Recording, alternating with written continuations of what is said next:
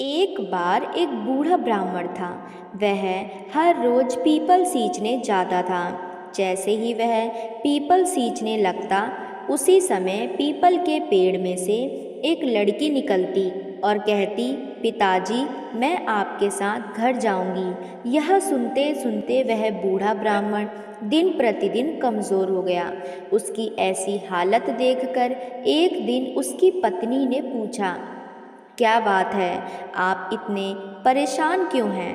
वह ब्राह्मण बोला, हर रोज पीपल में से एक लड़की निकलती है और वह कहती है, पिताजी, मैं आपके साथ घर जाऊंगी।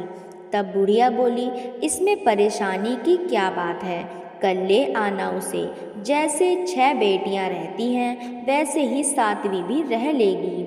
अगले दिन बूढ़ा ब्राह्मण उस लड़की को घर ले आया।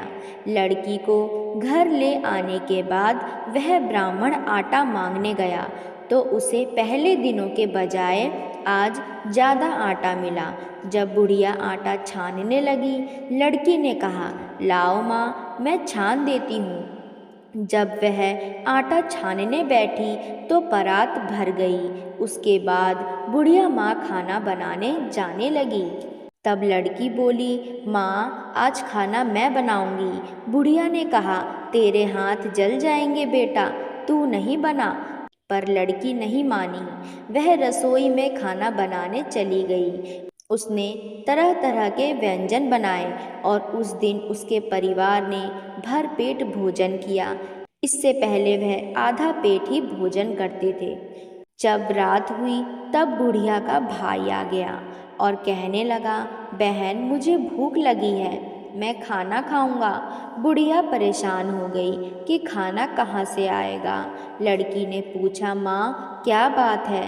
तब बुढ़िया माँ बोली, तेरा मामा आया है और कह रहा है कि मुझे भूख लगी है, रोटी खानी है। लेकिन हम सब ने तो रोटी खा ली है, अब उसके लिए मैं रोटियां कहाँ से लाऊंगी? लड़की ने कहा, माँ, तुम चिंता मत करो, मामा के लिए रोटी मैं बना दूंगी।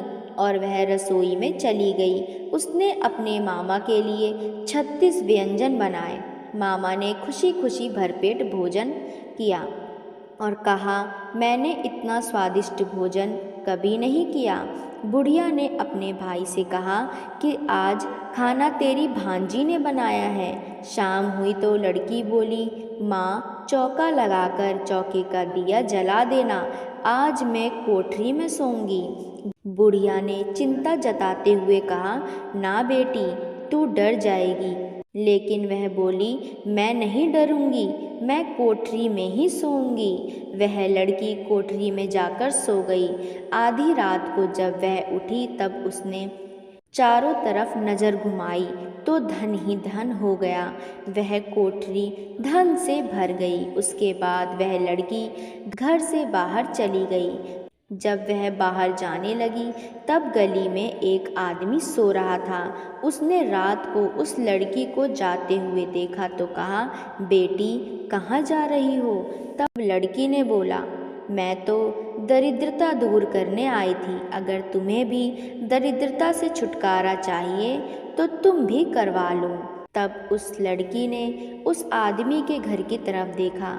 तब उसका घर भी धन धान्य से भर गया।